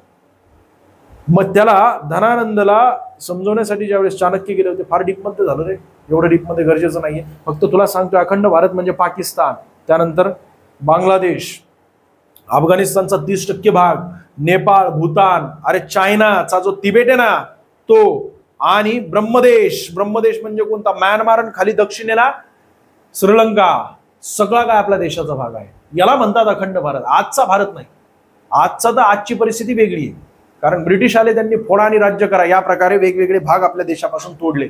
परंतु तो अखंड भारत ज्याच्यावर अशोक सम्राट यांनी राज्य केलं होतं, 16 महाजनपदावर एकमात्र व्यक्तीने राज्य केलेले, चंद्रगुप्त मौर्य आणि चाणक्यांचं स्वप्न त्यांच्या नातूने पूर्ण केलेले. कुणी, चंद्रगुप्त मौर्य यांच्या नातूने अशोक, सम्राट अशोक, 16 महाजनपदावर ज्यांनी राज्य केलं होतं, त्याला मी अखंड भारत समजत असतो. बेटे आहे. ठीक आहे, पुढे जाऊया. पुढचा मुद्दा जो आहे तो म्हणजे या ठिकाणी दिसतोय तुम्हाला, भारतीय संविधानातील समानतेच्या हक्कात खालीलपैकी कशाचा समावेश होत नाही. समानतेचा अधिकार, यामध्ये कायद्यापुढे समानता, येस आहेच की. आपल्या राज्यघटनेच्या 12 ते 35 कलमांमध्ये दिलेले कायद्यापुढे समानता आहे. कलम 14 मध्ये दिलेला आहे. धर्म, वंश, जात, लिंग किंवा जन्मस्थान या कारणावरून भेदभाव केला जाणार नाही, कलम 15 मध्ये दिलेला आहे. त्याचसोबत सार्वजनिक सेवेच्या योजनेच्या बाबतींमध्ये समान अधिकार. बघ ना सोन्या, एखादा समजा मुख्यमंत्रीचा मुलगा आहे किंवा मुख्यमंत्र्याचा नातू आहे किंवा पंतप्रधानांचा मुलगा आहे, त्याला डायरेक्टली असं कागदावर शिफारस देऊन की भाऊ कलेक्टर झाला असतो असं होतं का, नाही. त्याला सुद्धा पूर्वपरीक्षा द्यावी लागते, त्याला सुद्धा मुख्य परीक्षा द्यावी लागते, त्याला सुद्धा इंटरव्ह्यू द्यावा लागतो, त्याला सुद्धा मेडिकल क्रायटेरियामध्ये तो फिट बसणं गरजेचं आहे. मग नंतर त्याला त्या ठिकाणी मसुरीमध्ये पाठवून ट्रेनिंग केल्यानंतर मग कलेक्टर होता येतं. कलेक्टर होण्यापूर्वी त्याला 2 वर्षांची 2.5 वर्षांची ट्रेनिंग घ्यावी लागते, मग नंतर त्याला पोस्ट मिळते. कोणी असो, आपल्या राज्यघटनेच्या 16 कलमामध्ये दिलेले. पण अपवाद जे मुख्य प्रवाहापासून भटकलेले आहेत ना, अशा समाजातील वेगवेगळ्या गटांना एकत्रित करणे आणि त्यासाठी त्यांना आरक्षण देणं गरजेचं आहे, मुख्य प्रवाहात आणण्यासाठी त्यांना आरक्षण देणं गरजेचं आहे, 16व्या कलमामध्ये दिलेलं आहे. ठीक आहे, तर हे सुद्धा आहे तरतूद आपल्या राज्यघटनेत. पर्याय 2, पर्याय 3 आणि पर्याय 4. आणि ह्या तीनही तरतुदी या काय म्हणतात, समानतेचा अधिकार आपल्याला मिळवून देत असतात. पण सर भारताच्या राज्य क्षेत्रात सर्वत्र मुक्तपणे संचार करणे 19व्या कलमामध्ये दिलेले, त्याला अपवाद आहे सोन्या. ते स्वातंत्र्याचा अधिकार आहे, परंतु त्याला अपवाद आहे. तुला समजा कोरोना झाला असेल आणि तू बिना मास्कचा फिरतोयस आणि तू त्यातल्या त्यात त्या ठिकाणी जुबा केसरी खातोय, कुठेही थुकतोयस, याचा अर्थ काय झालं, तुला काय करायला पाहिजे, क्वारंटाईन. तुला उचलून कोणून ठेवायला पाहिजे सोन्या. तसा तू सुधारणार आहेस का, कारण तुला कोरोना झालेला आहेस. मग तू अपवाद आहेस, तू थोडासा वेगळा आहेस, तुझ्यामुळे समाजाला त्रास होऊ शकतो किंवा एखाद्याला तडीपार केलं जातं, त्या ठिकाणी येऊन देत नाहीत त्या क्षेत्रामध्ये, कारण तो समाजकंटक आहे. तो काय करतोय, समाजामध्ये वाद निर्माण करतोय. ज्या वेळेस गणपती असतो, ज्या वेळेस अजून वेगवेगळ्या गोष्टी सणसूद असतात ना, त्यावेळेस हा काहीतरी कुटाने करणार. त्यामुळे याला लगेच पोलीस स्टेशनमध्ये बोलवलं जातं, त्याला सांगितलं जात असतं याच्या आसपास भटकू नकोस, नाही तर तुला आतमध्ये बसावं लागेल. मग तो कुठेतरी लांब जात असतो. अशी काही लोक असतात आपल्या समाजातील, त्यांना तडीपार केलं जात असतं. त्यांना काय येतं, ह्या कलमानुसार कुठेही मुक्तपणे संचार करता येईल का, नाही करता येणार. मग ते अपवाद आहे. म्हणून पर्याय क्रमांक 1 या ठिकाणी चुकीचा आहे. आणि मुळात स्वातंत्र्याचा अधिकार येतो. ठीक आहे, आपल्या राज्यघटनेच्या 19व्या कलमामध्ये 6 वेगवेगळे स्वातंत्र्य दिलेत. मुक्तपणे संचार करण्याचा अधिकार आहे. माझ्याकडे आधार कार्ड असेल आणि मी सर्वसामान्य नागरिक असेल, ज्याला कुठलाही रोग नाहीये, तो मुक्तपणे कन्याकुमारी पासून ते जम्मू काश्मीर पर्यंत किंवा या ठिकाणी दबदार पासून ते गुमरमोटा पर्यंत, म्हणजे गुजरात पासून ते अरुणाचल प्रदेश, अख्ख्या भारतभरामध्ये मी कुठेही जाऊ शकतो, कुठेही फिरू शकतो. POK सोडून, पाक ऑक्युपाइड काश्मीर आणि LOC, line of actual control जे आहे ना, ते सोडून मी कुठेही हिंडू शकतो, कुठेही फिरू शकतो, कुठेही जाऊन बिझनेस करू शकतो, कुठेही जाऊन राहू शकतो. परंतु क्रायटेरिया आहेत त्याला. समजा मला कुठलाही रोग झालेला नसेल आणि मी एकदम चांगला व्यक्ती आहे, चांगला व्यक्ती म्हणजेच काय, की कुणाला माझ्यामुळे त्रास होत नाहीये काहीच, अशा पद्धतीने मी कुठेही जाऊ शकतो. ठीक आहे, पुढे जाऊया. पर्याय क्रमांक 1 या प्रश्नाचं चुकीचं. बाकी मार्च 2022च्या अखेरीस राज्याचे घोषित वनक्षेत्र किती होते रे, 61,907. केव्हाचे हे, 2022चे. दर 2-2 वर्षांनी वन अहवाल येत असतो. 2023चा 2024 मध्ये आला होता डिसेंबरमध्ये. ठीक आहे, तो वन अहवाल मी आणलेला आहे. मग 2022चा तू पाठ करत बसशील तर चुकीचं आहे की नाही, अजिबात बघू नकोस. मग प्रश्न स्किप करायचा आहे का नाही, या प्रश्नाच्या निमित्ताने आपल्याला वन अहवाल, वन म्हणजे त्याला फॉरेस्ट, स्टेट फॉरेस्ट रिपोर्ट म्हणतात, ते डेहराडून मधून प्रकाशित केली जात असते वनमंत्र्यांद्वारे. आणि तो 2024चा 21 डिसेंबर 2024ला प्रकाशित करण्यात आलेला आहे. 2023चा 21 डिसेंबर 2024 दर 2-2 वर्षांनी येत असतो. आपल्याला 100% विचारलं जाईल. तर 2021च्या भारतीय वनस्थिती अहवालानुसार काय विचारलेले, तर भौगोलिक क्षेत्राच्या सुमारे किती टक्के आहे. तर त्यावेळेस या प्रश्नाचं योग्य उत्तर द्यायचं म्हटलं, आजची परिस्थिती, ठीक आहे, आजची परिस्थिती मी तुम्हाला सांगतो, भारतीय राज्य, या प्रश्नाचं अजिबात टेन्शन घेऊ नको. पर्याय क्रमांक 2 16.1 आहे. ठीक आहे, पण आता सद्यस्थितीमध्ये वाढलेले आपल्या महाराष्ट्रामध्ये 2024च्या आकडेवारीनुसार एकूण 19.3% झालेले. ते लगेच तू टिकून घ्यायला पाहिजे जर असाच प्रश्न पुन्हा विचारला तर. बघा, 2024चा अहवाल आपल्यासाठी महत्वाचा आहे. तुमची परीक्षा होण्यापूर्वी हा 18वी आवृत्ती हीच तुम्हाला विचारली जाऊ शकते. भारतीय राज्य वने अहवाल 2024 आज प्रकाशित झाला. आज म्हणजे त्यावेळेस प्रकाशित झाला होता. बाकी Indian state of forest report त्याला म्हटलं जात असतं. कितवी आहे ही, 18वी आवृत्ती आहे मित्रांनो. तुमची 19वी आवृत्ती डिसेंबरमध्ये येणार, त्यापूर्वीच तुमची वनरक्षकची परीक्षा होणार आहे, वनसेवक वनरक्षकची परीक्षा. त्यामुळे हेच अहवाल तुमच्यासाठी महत्वाचा आहे. पहिला मुद्दा तो म्हणजे वन आणि वृक्ष क्षेत्र 25.17% झालेलं आहे आपल्या देशामध्ये. वनक्षेत्र किती आहे, 21.7%. वृक्ष म्हणजे कोणतं, तर रस्त्याच्या कडेला लावलेले ते वृक्ष असतात. वन म्हणजे अतिशय घनदाट वन असतात, ते वेगवेगळे भाग झाले. तू ज्यावेळेस मामाच्या गावाला जातो आणि त्या ठिकाणी पळती झाडे बघतोस की नाही, तर ते पळती झाडं जी असतात की ना रस्त्याच्या किनारी, तसंही तुझं कुठं लक्ष असतं, वृक्षांकडं. तुझं लक्ष काय असतं, मामाच्या गावाला गेल्यानंतर मामाची मुलगी आहे, तिला वनरक्षकचा सिलेबस मी समजून सांगणार, बरोबर आहे की नाही. आणि ते सिलेबस समजून सांगत असताना, ठीक आहे, मग त्याचं सिलेक्शन होईल. सोन्या तू तसाच राहशील. कशाला नादी लागतोयस. सध्या उन्हाळ्याचं जरी वातावरण असलं तरी सुद्धा इमानदारीत अभ्यास कर. म्हणजे उन्हाळ्याच्या सुट्टीमध्ये तुला वाटेल की जाऊ म्हणून, तसं करू नकोस. इमानदारीत अभ्यास कर. मामाच्या गावी पुढं जा, केव्हा जा, सिलेक्शन झाल्यानंतर जा. अरे डीजे लावू आपण मामाच्या घरासमोर, टेन्शन घेऊ नकोस तू. मी स्वतः येतो ना धुळा उडवायला, तर सिलेक्शन झालं तर फ्लेक्स लावू. फ्लेक्स कुठे? मामाच्या गावाच्या त्या ठिकाणी लावू, किंवा मामाच्या गावात चौकात लावू. फक्त तू सिलेक्शन होणं गरजेचं आहे. बाकी सगळी सत्ता तुझ्या हातात आहे. सर्वात जास्त वनक्षेत्र मध्य प्रदेश, विसरू नको सोन्या. लय धरू विचारलाय प्रश्न. त्यानंतर अरुणाचल प्रदेश, टक्केवारीनुसार सर्वाधिक वनक्षेत्र मिझोराम, नंतर मग अरुणाचल प्रदेश आहे. ठीक आहे. वनक्षेत्रात वाढ झाली सर्वात जास्त आंध्र प्रदेशमध्ये, त्यानंतर झालेली तेलंगणा. पण पहिलंच लक्षात ठेवायचं, सर्वाधिक वनक्षेत्र मध्य प्रदेश, टक्केवारीनुसार मिझोराम, टक्केवारीत आंध्र प्रदेश. म्हणजे सर्वात जास्त वाढ कुठे झालेली? आंध्र प्रदेशमध्ये झाली. मॅग्रोव वन कुठं असतं? म्हणजे ज्यांची मुळं बाहेर आलेली असतात, जमिनीच्या आतमध्ये गाडलेली नसतात, कारण पाणी कंटिन्युअसली त्या ठिकाणी असतं त्या जमिनीमध्ये, म्हणजे जमीन कंटिन्युअसली ओली असते, त्याला सुंदरी वने असं म्हटलं जात असतं. अशा प्रकारची वने सर्वात जास्त सुंदरवन या ठिकाणी आहे. आणि सुंदरवन कुठे आलं सोन्या? पश्चिम बंगालमध्ये आलं. वाघांची संख्या सर्वात जास्त कोणत्या प्रदेशात आहे? सर मध्य प्रदेशमध्ये. असं का बरं तुम्ही बोलताय? सोन्या मी प्रदेश विचारलाय तुला, राज्य नाही विचारलं. वाघांची संख्या सर्वात जास्त मध्य प्रदेश या राज्यामध्ये आहे, आणि जगामध्ये सर्वात जास्त वाघांची संख्या आपल्या देशात आहे. पण प्रदेश जर तुला विचारलं, नैसर्गिक प्रदेश, तर सुंदरबन मध्ये आहे सर्वात जास्त वाघांची संख्या. आणि हे सुंदरबन 60% आपल्या भारतात आणि 40% बांगलादेशमध्ये पसरलेलं आहे. सुंदरबन असं नाव का देण्यात आलंय? कारण सुंदरी वन आहे, आणि म्हणून पश्चिम बंगाल सर्वात जास्त वन आहे. बघ ना, ही वन मुळे बाहेर आलेली, कंटिन्युअसली ओला प्रदेश असतो तो. मॅग्रो वनक्षेत्रात वाढ ओरिसामध्ये झालेली. चिल्का त्या ठिकाणी जे ना चिल्का सरोवर, त्याच्या आसपास मोठ्या प्रमाणात वृक्ष त्या ठिकाणी वाढले गेलेले आहेत ह्या 2 वर्षांमध्ये ओडिसा. बाकी अजून वनाग्नी धोका किती टक्के आहे आपल्या देशामध्ये? 35.46% वनाग्नी धोका आहे. दुसरं म्हणजे वृक्ष क्षेत्र 3.41% आहे, जे रस्त्याच्या कडेला असतं ना ते. पर्यावरण, वन आणि हवामान बदल मंत्री कोण आहेत? नाव 100% लक्षात ठेवा, श्री भूपेंद्र यादव आहेत. ठीक आहे. पुढे जाऊया. खालीलपैकी कोणते विधान रौलेट कायद्याच्या संदर्भात योग्य नाही? तुला रौलेट कायदा यावर प्रश्न विचारला जातो दरवर्षी.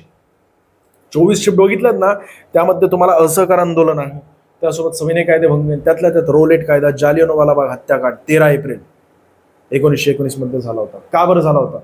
कारण मार्च मध्ये रौलेट कायदा पारित करण्यात आला होता. यामध्ये 2 असे जालिम ते हे होते, काय म्हणतात त्याला, आपलं तरतुदी होत्या. जालिम तरतुदी म्हणजेच काय की तुला न सांगता डायरेक्टली उचललं जाईल, आतमध्ये ठेवलं जाईल.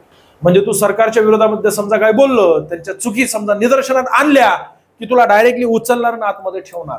बरं, तुझ्या घरचे काय म्हणतील, माझा सोन्या कुठे आहे? तुझ्या घरच्यांना सुद्धा सांगायची गरज नाहीये. डायरेक्टली स्थान प्रतिबंधता म्हणजे गायब केलं जाईल तुला 3-4 महिन्यासाठी. कुठे ठेवलेलं आहे विचारायचं नाही, आमच्याकडे आहे विषय संपला. काय परिस्थितीत आहे आमचं आम्ही बघून घेऊ, असं तुला डायरेक्टली गायब केलं जाईल. आणि दुसरं म्हणजे शस्त्र, दुसरं म्हणजे एकत्रित जमता येणार नाही. बरोबर आहे ना? तर हे 2 महत्वाचे मुद्दे होते. याचाच अर्थ काय, तर तुझा मूलभूत अधिकार जो आहे ना तुझ्याकडून हिरावून घेतला जात होता, आणि म्हणून मोठ्या प्रमाणात जमाव, 1600 लोक एकत्रित झाली. जालियनवाला बाग कुठे आलं? अमृतसर या ठिकाणी आलं. अमृतसर म्हटलं तर सुवर्ण मंदिर तुझ्या लगेच लक्षात आलं असेल, पण सुवर्ण मंदिराच्या जवळच, अरे 1.5 किलोमीटरवरच आहे, वॉकिंग डिस्टन्सवर जालियनवाला बाग आहे. आणि त्या जालियनवाला बाग मध्ये एकूण 1600 लोक एकत्रित आली. मध्यभागी स्टेज आहे, त्याच ठिकाणी जालियनवाला बागामध्ये विहीर आहे, तिथे स्टेजवर एक जण भाषण देतोय. रौलेट कायदा हा काळा कायदा आहे मित्रांनो, आणि हा काळा कायदा समूळ नष्ट व्हायला पाहिजे, आपल्या देशात चालून देणार नाही. आणि त्याच वेळेस समोर बघितलं तर एकच मार्ग आहे बरं का, जालियनवाला बागेच्या बाहेर जाण्यासाठी. आणि 20 ते 22 फूट उंच भिंती, आणि त्या भिंती क्रॉस करणं म्हणजे शक्य नाहीये. समोरून बघितलं तर तिथे एकूण सैनिक लगेच तैनात झाले. 150 सैनिक, त्यांच्या हातामध्ये बंदूक. ऑर्डर दिली या जनरल डायर याने फायरची. 150 सैनिकांपैकी 100 सैनिक भारतीय सैनिक होते. सगळ्यांनी मिळून फायरिंग केली, आणि फायरिंग मध्ये 1100 जमाव मारला गेला मित्रांनो. अनेकांनी विहिरीमध्ये स्वतःचा जीव वाचवण्यासाठी उड्या मारल्या होत्या. ज्यावेळेस जालियनवाला बाग हत्याकांड झाला होता ना, तर विहिरीमध्ये पाणी दिसत नव्हतं. सगळ्या सडलेल्या ज्या हे आहेत की ना बॉडी, ते वर आलेल्या सगळ्या दिसत होत्या. जागाच नव्हती त्या ठिकाणी, सगळं सडलेली बॉडी. आणि तिथं लोक मारले गेले होते. तिथेच मेजर उधम सिंग, वय त्यांचं त्यावेळेस अतिशय कमी होतं, त्यावेळेस माझ्या मते 11-12 वर्षाचे होते ते. त्याच वेळेस ते वाचले त्या ठिकाणी. त्यांचे आई वडील दोघांनाही मारण्यात आलं. ते जालियनवाला बाग त्या ठिकाणी उपस्थित होते. त्यांच्या डोळ्यासमोर त्या सगळ्या गोष्टी घडल्या होत्या. अनेक दिवस त्यांना स्वप्नात तेच फिरत होतं. आणि म्हणून त्यांनी मित्रांनो 20 वर्षानंतर त्या ठिकाणी मायकल ओरवायर, पंजाबचा जो तत्कालीन गव्हर्नर होता ना, त्याला घरात घुसून मारलाय. घरात घुसून म्हणजे कुठं, तर त्या ठिकाणी लंडनमध्ये जाऊन त्याला मारलेला आहे. आणि तो बदला घेतला होता जालियनवाला बाग हत्याकांडाचा. तर हे आपल्याला विचारले, महात्मा गांधींनी या कायद्याला विरोध केला, करेक्ट केला. रोलेट ऍक्टला विरोध करण्यासाठी त्या ठिकाणी जालियनवाला बाग हत्याकांड झाला होता.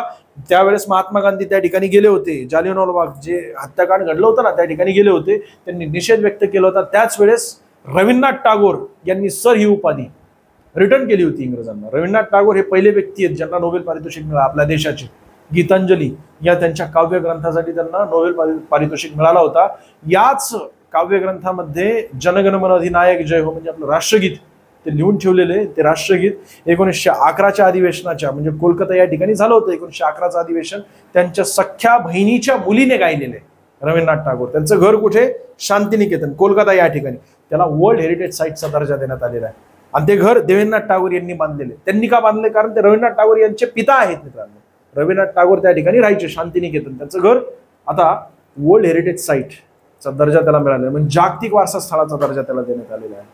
मग पहिलं विधान अगदी बरोबर आहे केला, पण मोहम्मद अली जिना मोहम्मद अली जिना यांनी सुद्धा विरोध केला होता. म्हणून विधान एक चुकीचं आहे. इतिहास तुला फार सुंदररित्या समजून सांगाल सगळ्या स्टोरीच्या माध्यमातून.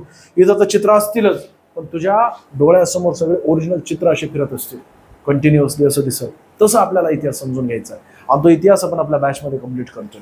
वनरक्षक बॅच जर घेतली नसेल तर ऍप इन्स्टॉल करा महाराष्ट्र अकॅडमीचं. सध्या अतिशय कमी फी, 200 काहीतरी फी आहे माझ्या मते, 200-250 फी आहे. 200 असेल माझ्या मते, तरी सुद्धा बघून घे सोन्या. कारण डॉक्टर बाबासाहेब आंबेडकर यांच्या जयंतीनिमित्त आपण ऑफर दिलेली आहे आणि ती ऑफरचा लाभ लवकरात लवकर घ्या. आजच्या दिवस आहे, आज 12 नंतर पुन्हा फी वाढणार आहे, दुप्पट होईल.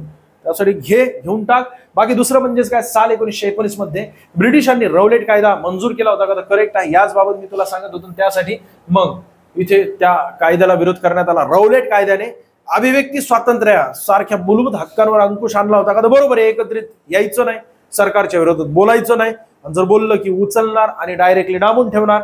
बरोबर आहे ना, तो काळा कायदा होता. म्हणजेच काय, तर दोन्हीही विधाने बरोबर आहे. तर तिसरं पर्याय, रौलेट कायद्याने पोलिसांच्या अधिकारांचे मजबूतीकरण केलं होतं का, तर हे सुद्धा बरोबर आहे. पोलिसांना किती सूट दिलेली, डायरेक्टली बेछूट गोळीबार, भयानक परिस्थिती, 1100 लोकांना मारलं त्या जनरल डायर यांनी. अरे त्याला कुत्र्यासारखा फटके द्यायला पाहिजे होता भारतीयांनी, पण त्यावेळेस तशी जागरूक नव्हते. फोडा आणि राज्य करा, धर्म, वंश, जात, लिंग या सर्व गोष्टींमध्ये भुरसटलेल्या चाली परंपरांमध्ये त्या ब्रिटिशांना माहिती होतं की ही सगळी ईडी जनता आहे, ही येड्यासारखं वागतीये, की वडाच्या झाडाखाली जायला भीती, म्हणजे वडाच्या झाडाखाली जाऊन बसण्यासाठी भीती, कारण त्याला लहानपणापासून सांगितलं हाडुळीन दिसल त्या ठिकाणी. भयानक परिस्थिती सोन्या. पुढे जाऊया. सगळ्या भुरसटलेल्या चालीरीती परंपरा, ते सती प्रथा म्हण, विधवांना एवढा छळ केला जायचा 9 वर्षात, म्हणजे महिलांची एवढी भयानक परिस्थिती होती. जर मुली बघत असतील ना आपलं लेक्चर, खरं सांगतो तुम्हाला, महात्मा फुले, सावित्रीबाई फुले यांना तुम्ही तुमच्या देवाऱ्यामध्ये ठेवा आणि त्यांचे दर्शन घ्या रोज उठता बसता. त्यांच्यामुळे तुम्हाला शिक्षणाचा अधिकार मिळालेला, अन्यथा तुम्हाला घराच्या बाहेर निघण्याची परवानगी नव्हती. भयानक परिस्थिती होती, म्हणजे तुम्हाला शिक्षणाचा अधिकारच दिला नव्हता. चूल आणि मूल ही परिस्थिती होती. खरं त्यांचे उपकार मानायला पाहिजे तुम्ही. पुढचा मुद्दा तो म्हणजे बघा, महाराष्ट्र वन विभागाचे मुख्यालय कुठे, नागपूरमध्ये. पर्याय क्रमांक 4. महाराष्ट्रातील उष्णकटिबंधीय आर्द्र सदाहरित जंगलांची अंदाजित टक्केवारी किती आहे? आर्द्र सदाहरित म्हणजे ओल्या आणि सदाहरित जास्त असणार आहे का रे सोन्या? पावसाचं प्रमाण सर्वात जास्त कुठे? कोकणामध्ये आहे आणि पूर्व विदर्भामध्ये. त्याचं कारण काय? नैऋत्य मोसमी वारे, परतीचे वारे, ईशान्य वारे. मग तिथे जास्त पाऊस आहे. याचा अर्थ काय? तर कोकणातील दक्षिण भागामध्ये उष्णकटिबंधीय सदाहरित आर्द्र वने असतील. आर्द्र म्हणजे ओली, बरोबर आहे ना, शुष्क वने. परंतु उष्णकटिबंधीय सदाहरित वने ते सुद्धा असतात. सदाहरित म्हणजेच काय? तर पान गळती करायची गरजच पडणार नाहीये. प्रकाश संश्लेषण झालं तर त्याच वेळेस काय होत असतं? बाष्पीभवन सुद्धा होत असतं शरीरातील पाण्याचं. कोणाच्या? तर वनांच्या. समजा हे बघ, मी खोड आहेस, या ठिकाणी पानं आहेत आणि पानं अशी मोकळी आहेत, सूर्यकिरणे पडत आहेत, प्रखर सूर्यकिरणे आवश्यक आहेत मला. कारण काय? प्रकाश संश्लेषणाद्वारे माझ्या शरीरामध्ये हरितगृह मी तयार करणार. हरितगृह नाही, हरित द्रव्य मी तयार करणार आहे माझ्या जगण्यासाठी त्या प्रकाश संश्लेषणाद्वारे. त्यामध्ये भाग घेते कोण? पाणी घेते, जमिनीतील पाणी. त्यामध्ये भाग घेते कार्बन डायऑक्साईड आणि त्यामध्ये भाग घेते प्रकाश संश्लेषण, फोटोसिंथेसिस. या सर्व गोष्टींचा मला फायदा होतो आणि त्यामुळे मी जगतोय. परंतु टेम्परेचर जास्त आहे. टेम्परेचर जास्त असलं की माझ्या शरीरातील हे पर्णरंध्र असतात, बारीक बारीक होल असतात आणि यामधून बाष्पीभवन होणार पाण्याचं. माझ्या शरीरातील सगळं पाणी जे ना या पानांद्वारे बाष्पीभवन होऊन ते निघणार. आणि निघाल्यानंतर जर जमिनीमध्ये पाणी कमी असेल तर मी काय करणार, मला जगण्यासाठी डार्विनच्या सिद्धांतानुसार अनुकूलतेनुसार मला काय करावं लागणार आहे, माझी पानं सोडून द्यावी लागणार आहे. त्यालाच काय म्हटलं जात असतं, पानगळती असं म्हटलं जात असतं. उष्णकटिबंधीय सदाहरित वने ही कशी असतात, हिरवीगार असतात, केव्हाच पानं सोडत नाहीत. कारण काय, जमिनीमध्ये पाण्याची उपलब्धता असते. जरी बाष्पीभवन झालं तरी सुद्धा अजून मी माझ्या शरीरात जमिनीद्वारे माझ्या मुळांद्वारे पाणी ओढणार आणि माझ्या शरीराला पाहिजे तेवढं पाणी मी घेणार. आणि पाण्याची आवश्यकता काय, कारण फोटोसिंथेसिस मध्ये पाणी स्वतः भाग घेत असतं. आणि पाणी फोटोसिंथेसिस झाल्यानंतर हरित द्रव्य ज्यावेळेस माझ्या शरीराने तयार केले त्याच वेळेस मी मुक्त काय करत असतो, ऑक्सिजन H2O मधील ऑक्सिजन बाहेर सोडत असतो. म्हणून झाडाच्या खाली बसला ना तू किंवा निसर्गरम्य वातावरणात, समजा एखाद्याला बीपी झाला असेल तर त्याला डॉक्टर काय म्हणतात, जा जरा महाबळेश्वर मध्ये जाऊन फिरून ये. आणि तू कुठं जातोस, थायलंडला जातोस. थायलंडला काय काय थायलंडला, तू थायलंडला जात असतो. थायलंडमध्ये जाऊन उपयोग आहे का? अरे तू जरा निसर्गरम्य वातावरणामध्ये जाऊन ये, सह्याद्री पर्वताला हिंडून ये, फिरून ये, कळतंय का तुला? आणि या एकदा तू वनरक्षक झालास तर तू वनाचं संरक्षण करायचं, त्याचसोबत तुला वाघांचं संरक्षण करायचं, वाघापासून तुझं स्वतःचं तुला संरक्षण करायचं. नाही तू बसलेला आहेस त्या ठिकाणी ओके मध्ये, बरोबर आहे की नाही? तुझं काय होईल तुला कळणार नाही. हे बघ, याचं योग्य उत्तर काय, तर पर्याय क्रमांक 3, 5.50%. मग सगळी माहिती आपल्या बॅच मध्ये आपण कंप्लीट केलेली. महाराष्ट्रातील वने काय असतात. सोन्या, तुला एवढं जबरदस्त अख्ख्या महाराष्ट्रात कोणी शिकवलेलं नसेल बघ ना. आर्थिक महत्व, पार झाडं बिड. अरे सोन्या, प्रत्येक झाडाचे फोटो आहेत. अजून कसं शिकवायला पाहिजे तुला? तुला अक्षरशः सगळ्या शिक्षकांनी धरोधर शिकवलेले. बघ, अशा प्रकारे आपल्याला संपूर्ण कंप्लीट करायचं आहे. आणि मग नंतर लेक्चर फार मोठं होईल, फार जास्त डीप मध्ये जाऊन उपयोग नाहीये. आज आपण थांबूया. पहिली प्रश्नपत्रिका संपली, दुसरी प्रश्नपत्रिका उद्या घेऊन येणार आहे. ही कंटिन्यू सिरीज चालू ठेवण्यासाठी तुम्हाला लाईक करायचंय, जास्तीत जास्त लाईक आणि तुमचे कमेंट्स मी बघणार आहे. सोन्या, तुमचं जे हे आहे रिप्लाय, त्या प्रत्येक म्हणजे तुमच्या कमेंट्सला, प्रत्येक कमेंट्सला रिप्लाय दिला जाईल. का चुकला असेल तर क्षमा असू द्या. धन्यवाद.